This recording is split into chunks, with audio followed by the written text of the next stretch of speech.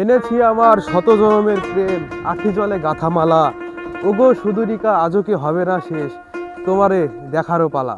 কোনো নারীকে উদ্দেশ্য করে আমি এই লাইনটা বললাম না।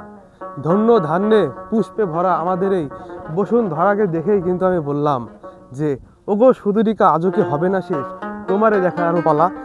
দর্শক বন্ধুরা, যতই এই আমার এই বসুন্ধরাকে আমি দেখি, আমার এই দেশের যে আপনার হচ্ছে মাঠ পর্যায়ে ফসলগুলি আমি দেখি, ততই আমার দেখতে ভালো লাগে এবং কি এটি দেখারও কিন্তু শেষ আমি করতে পারি না। আপনারা জানেন আমি কিন্তু ম্যাক্সিমাম সময় এই ফসলের ভিডিওগুলো করে বেড়াই, আপনাদের উপহার দেওয়ার চেষ্টা করি। মানে এই ফসলের ভিডিও করার একটা উদ্দেশ্য আমার, সেটি হচ্ছে আমাদের এই দেশটি যে কত সুন্দর, এটি আমি দেশ বিদেশে একদিন রিপ্রেজেন্টেটিভ করব যে আমাদের এই দেশটি কত চমৎকার। ওই দিকে শাকিল ঢুকে পড়েছে একটি আপনার হচ্ছে খেসারি গম এবং সরিষার মিডিল পয়েন্টে। সে কিন্তু দেখাচ্ছে যে ওর ব্লগেও দেখাচ্ছে যে কিভাবে এগুলো মানে কিভাবে এগুলোকে সারিবদ্ধভাবে চাষ করা হয়েছে। দর্শক বন্ধুরা, আপনারা যদি জীবনটিকে উপভোগ করতে চান, তাহলে কোনো আপনার বড় বড় যেই বিল্ডিং আছে, যে পার্ক আছে, ওই পার্ক বা বিল্ডিংয়ে না ঘুরে আপনারা যদি এই বসুন্ধরার মাঝে কোনো চরের মাঠে বা কোনো খেলের মাঠে বা কোনো বিশাল একটি ফসলের মাঠে যান, তাহলেই কিন্তু আপনারা সেই মানে জিনিসটি উপভোগ করতে পারবেন। মাটির যে টান, সেই মাটির টানকে কিন্তু আপনারা উপভোগ করতে পারবেন। তো আমি যতই দেখি ততই মুগ্ধ হই।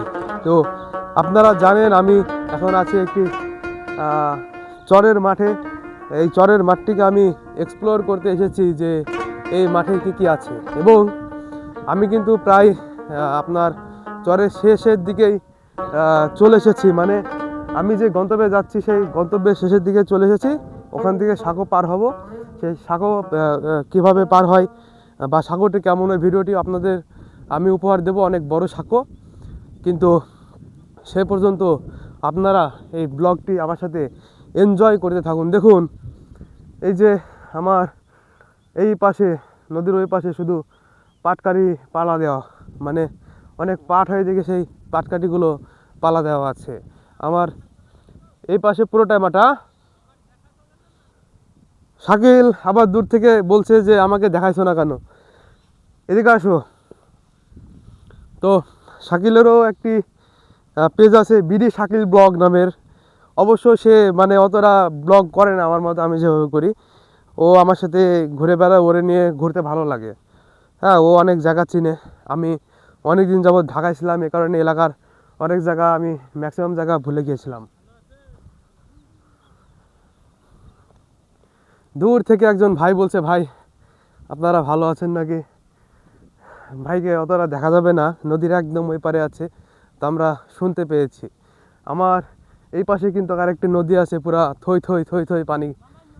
হ্যাঁ, নদীতে গোসল করবো। আমি তো লুঙ্গি গামছা কিছুই নিয়ে আসিনি। গতবার যখন আপনার হচ্ছে আলীনগর চরে গিয়েছিলাম, তখন কিন্তু লুঙ্গি গামছা এগুলো গেঞ্জি এগুলো বেঁধে নিয়ে গিয়েছিলাম যে গোসল করব। কিন্তু পানি, দর্শক বন্ধুরা, এত পরিমাণ ঠান্ডা, এত পরিমাণ ঠান্ডা পানিতে কিন্তু আসলে নামতেই পারিনি। একটু পা দিয়েছি, তারপরে দেখি প্রচণ্ড ঠান্ডা। আর এই ঠান্ডা পানিতে যদি গোসল করে যদি ঠান্ডা লেগে যায়, তাহলে কিন্তু অবস্থা একবারে খারাপ হয়ে যাবে। মানে নতুন পানিতে গোসল এমন মনে হবে। তো দর্শক বন্ধুরা, ভিডিওটি কন্টিনিউ করবেন। এই যে শাকিল এবার আমার কাছে চলে এসেছে। শাকিল কিন্তু ওইদিকে গিয়েছিল, একবারে প্রকৃতির মাঝে কিন্তু হারিয়ে গিয়েছিল শাকিল, দেখার জন্য যে আসলে ওইদিকে কি আছে। ওই বড়ই গাছ দেখেছেন গত ব্লগে, ওই বড়ই গাছের মতো। তো দর্শক বন্ধুরা, ভিডিওতে লাইক দিবেন, শেয়ার করে দিবেন এবং কমেন্ট করবেন। আপনার কমেন্ট কিন্তু আমাদের অত্যন্ত জরুরি একটি বিষয়। তো ভালো থাকবেন।